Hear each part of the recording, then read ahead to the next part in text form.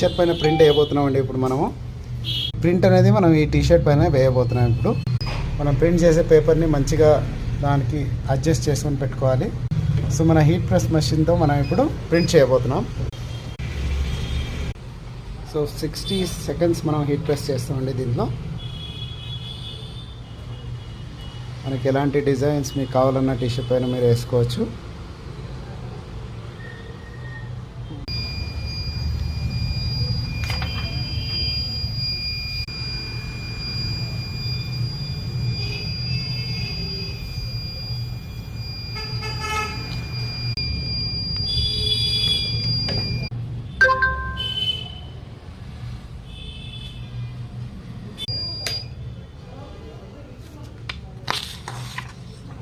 So ప్రతి ఒక్కరూ వాళ్ళ బ్రాండ్ని ఈ రేంజ్లో డెవలప్ చేసుకోవాలని మేము కోరుకుంటున్నాం.